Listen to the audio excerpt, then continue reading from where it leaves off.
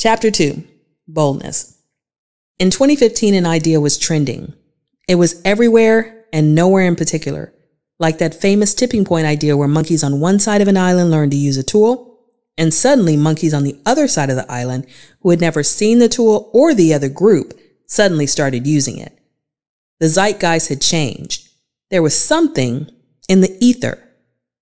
The idea of the damsel in distress was out of vogue. I was raised on fairy tales and romance, always a woman waiting for Prince Charming, Rapunzel stuck in the tower, Sleeping Beauty in a coma, Ariel, who gave up her natural body and her voice, talk about symbolism, for a man. I'd spent 9 years in distress, a damsel, swooning, trudging in the ashes, confident my prince of a husband would rescue me, our marriage, our sex life, our love. His quest was just to the doctor. His dragon, just an unknown ailment.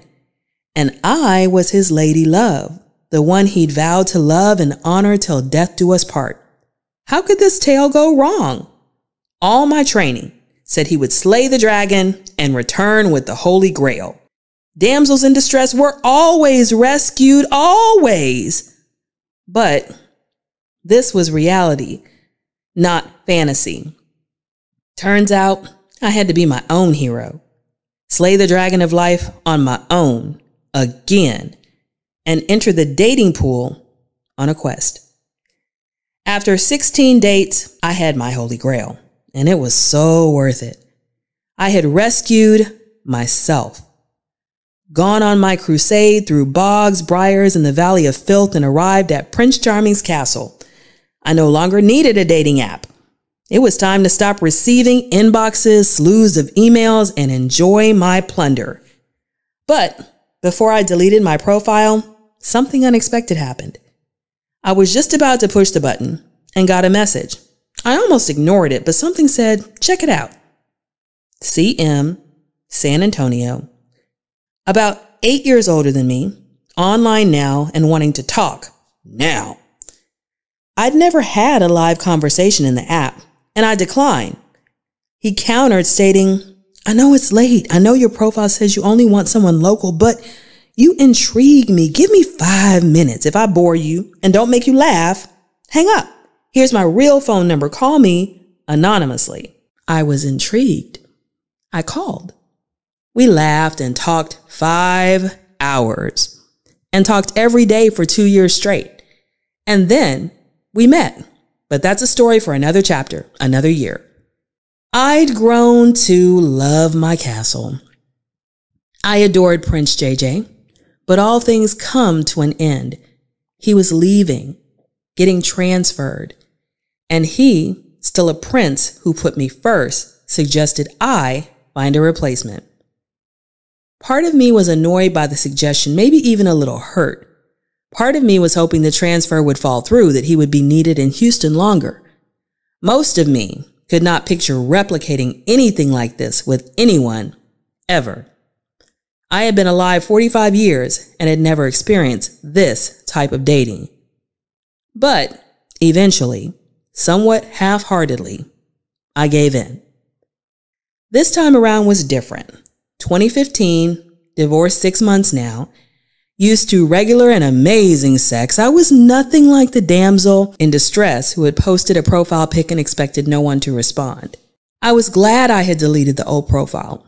I was different, new, improved, much more comfortable in my skin, unapologetic about my sensuality, bolder, blunter, braver. I shed the last dating site and started over. Now, before I go any further, let's discuss dating site profiles. I probably don't have to tell you this, but I am not a picture taker. I avoid them if at all possible. I knew when I made a profile, I'd have to have some. My phone was crap. I hadn't yet traded it in, and I noticed on a mall trip with my sons buying prom gear that there was a photo kiosk. Voila, 2 pictures. 2 pictures I didn't want to take in the first place. 2 pictures while I was still going through my divorce. Can you see the resignation on my face? 2 pictures when I think It had been 6 years since I'd been on a date because my husband wouldn't take me out. 2 pictures when I hadn't been touched for about 8 months and was absolutely terrified of putting up a profile that got no response. Looking at my chest in these pictures, I have no idea how I thought that I'd get no response. I also have no idea why I thought I was extremely overweight. Looking at these pics and thinking back to my self-image, I realized I had low self-esteem. But 6 months later, I was in a different place, mentally, emotionally, physically. Those profile pics, that profile description, did not fit who I had become. And besides, after hanging out on an app, it seems to get haunted by the conversations that went nowhere, the disrespectful virtual catcalls, the obscene suggestions that you deleted but still come to mind whenever that app's icon flashes on the screen. Deleting the profile and building a new one on a different site was a palate cleanser. Coincidentally, around this time, I found out that JJ himself was a palate cleanser, according to urban slang. He was my fling that cleared the debris of my divorce, preparing me for my next serious relationship. I don't remember what pics I used for my new profile, but I do remember doing an internet search on how to write a fab dating profile. Before, I'd expected no responses. This time, I was ready for a slew, and I wanted my profile to narrow the stream to a small trickle. Below are the guppies this new profile snagged. Date 17. Mr. Metrosexual. All was going well at Denny's till he asked to see my hands and replied, "You have nice nails, but my girl will hook you up, boo. Exfoliate you, do your cuticles." I expected a snap and a head flourish, and even though those were not forthcoming, I saw Metro as someone I might take on a spa day, but I would never be attracted to a minute more. Dates 18 and 19. Mr. Clean, who looked like the proverbial cartoon, just black, and the musky mentalist. Both had body odor so strong it almost made my eyes smart, and I made an excuse and left. Dates 20 and 21. Sugar Daddy was offering just that. Funds for sex and attention. A married man who hadn't had sex with his wife in years. They even had separate bedrooms. He stayed just so she wouldn't get half. The bassist, gorgeous, sexy, took me back to Rico Suave in my head, but he was not married, just attached to his 3rd baby mama, mother to 2 of his 6 kids. He was on tour and gave me a walk through the tour bus, the venue, and an autographed album. Dates 22 and 23. Date 22, Vincent Price, took me to an Irish pub with stairs I thought I might kill myself in, climbing in heels. It was dark, dingy, and grimy. I think they had this place in mind when the phrase greasy spoon was coined. I didn't want to eat, drink, or even touch anything. Then he began talking about death. I tried to change the subject, but he wasn't having it. He had the most charming English accent, but all I could think about was asking if he would do the Vincent Price laugh. I refrained. But for the second time after meeting up with the guy, I went into super scrub mode that night. Date 23. The beautician spent our whole date describing his 9 kids who needed a mother because theirs had passed away. Coincidentally, he showed up in the People You Might Know on Facebook a year later, and he was in fact married by then, having found his replacement bride. Dates 24 to 26. Rappers 1, 2, and 3, there's nothing really to describe. No personality, no conversation, no interest on my part. I was beginning to wonder, did men memorize the lines they used online and in the initial conversations? Were there some scripts they were reading from? How could these guys seem like candidates 1 minute online, on the phone, but in person deserved a 1 dead fish rating? Dates 27 and 28. The next two were nice dates, kind of. CLH sat at the bar. He complained the place was hard to find, and I instantly flashed back to the lecture. CLH was distracted between the bartender and the baseball game on the screen. I suggested sitting in a booth, but nope, he was fine where he was. We ate in near silence, and as he walked me to my car, he gave me the church lady hug. Arms barely touching me, but butt stuck way out. Awkward. Weird. Date 28. The second was nondescript, nothing to report until the end of the date when he gave me the worst kiss ever. In all of about 10 seconds, he alternated between trying to stab me with his tongue, swallow my tongue, bite my lips and tongue, and nuzzle me. Then he asked if I was as turned on as he was. Huh? No. And if I wanted to get a hotel. When I said, absolutely not, he said, why? And I explained that nothing had stimulated me and we didn't even know each other. He asked, not even the kiss? I said, especially not the kiss. And he stomped off, saying he'd never gotten any complaints before. Yep, I thought they probably had no idea what to say to what had just happened to them. They were stunned into silence. Dates 29 to 30. These two dates almost didn't happen. The first, because our schedules kept clashing. I should have taken it as a sign, because he took me to breakfast, and I could swear I was in a Dr. Seuss book. Do women like good men? He asked, then answered himself. They will not date them in the rain, bad times. They always want these men to change. They will not date them with no car. They will not date those who live far. They will not date them if they smoke. They will not date them if they toke. They will not date them if they drink, and will not tell them if they stink. They will not date them, tell them scram. They will not date them. Sam, I am. That was the whole date. A 1 hour litany of reasons good men were ignored, at the end of which he asked me for a second date, and I was speechless. He said I was a good listener. LOL. The second almost didn't happen because he kept gushing about how beautiful I was, how much he wanted to meet me, how he was already imagining what he would do to and with me, to the point that he made me so uncomfortable that I told him to stop or I would not show up. It was lunchtime. I walked into Papacitos. Everyone in business attire, group 3 or 4. My date wasn't here. The only man sitting alone had to be 75. My date was 45, a year older than me. I was turning to leave when he waved me over. I walked over wondering why, and he said, thank you for coming. I said, sorry. I think you had me confused with someone else. I'm waiting for someone. He said, me. I said, no, someone my age. He said, I like younger women. You wouldn't have come had I told you my age. I looked at his jowls and the age spots on his hands and said, you're right. And you shouldn't have lied. His nickname was Father Time.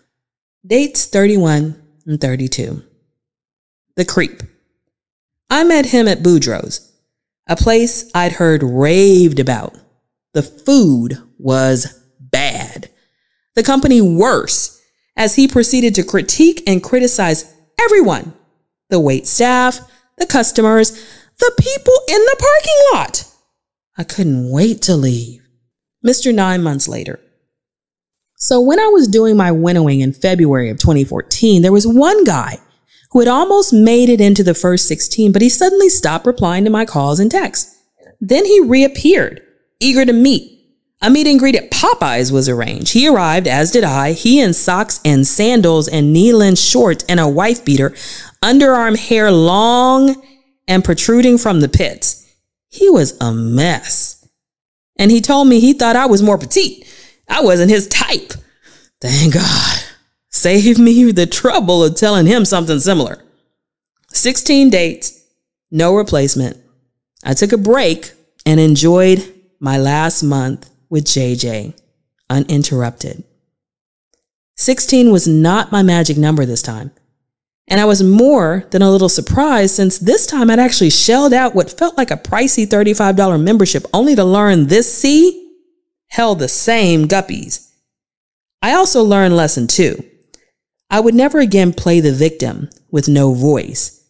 The sleeping beauty too comatose to seize life by the horns, the passive princess who never thought to cut her own hair and make a rope of it and climb out of her isolation.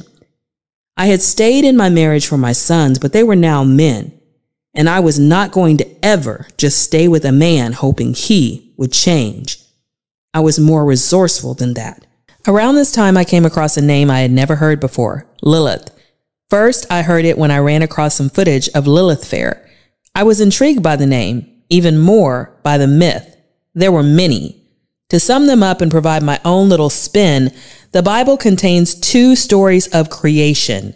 One, where man and woman were created the same day as equals. The second, where man is created first, given dominion over everything and a job, naming everything. And then woman is created from his side, not his rib, mistranslation. So in Jewish mysticism, or Kabbalah, the first creation was Adam's first wife.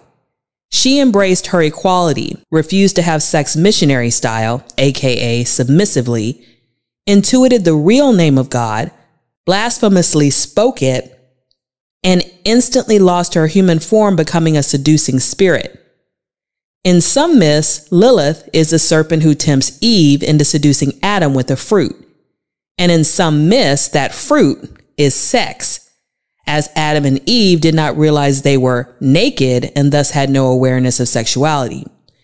Thus, Genesis shows 2 different women: Lilith, who feels equal to a man, her husband; Lilith, who has all-powerful intuition and a voice so powerful that she changes her fate forever; and Eve, the woman who is a follower, who is blamed by her husband for seducing him to eat a fruit, who was punished by God with desiring her husband and birthing children in pain, who was the source of man earning a living arduously and only received a name after giving birth.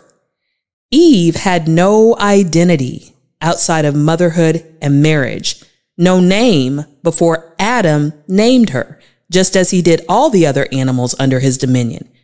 And the only words she spoke were words of apology. She apologized for wanting knowledge, for wanting more, for wanting equality. What a contrast. The powerful woman who is in touch with her sexuality, her boundaries, and her intuition to the point where nothing is hidden from her, not even God's secrets. The woman who defines her own identity and boundaries and voices knowledge beyond that known by her husband is vilified for thousands of years and only recently has been seen in any positive light. But Eve doesn't fare much better. Like Pandora, she is the scapegoat for original sin. She is the second archetypal reason women should be distrusted and controlled, not allowed to make decisions. She is the reason that women should be barefoot, pregnant, and ignorant. In fact, some men and even ministers thought painful childbirth, God's punishment on women for the fall, should not be eased, so they railed against epidurals. And interestingly enough, although Genesis acknowledges Eve's motherhood, it is Adam who gives birth to humanity through providing the source for Eve's very existence. So even in childbirth, a woman is subservient, bearing children for the man who gave her her name and her very existence as a continuation of his, not her, lineage. And what a horrible picture of marriage this paints for women. And God, as depicted in these stories, seems to have failed miserably at matchmaking. The first marriage results in divorce, the second in eternal consequences. The Garden of Eden is a place of perfection because a woman's voice and intuition has no foothold there.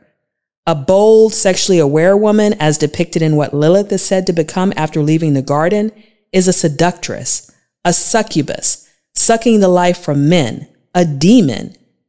And the more submissive woman with no name, no identity except what is given by her husband, speaks up once and pays for it for the rest of her life. And all her female progeny pay for it too. Well, I guess it's good that I don't live in the Garden of Eden, because I decided lesson 2 was boldness. Be bold enough to want to know, to want to grow, and to slay your own dragons. No more patient, passive damsels in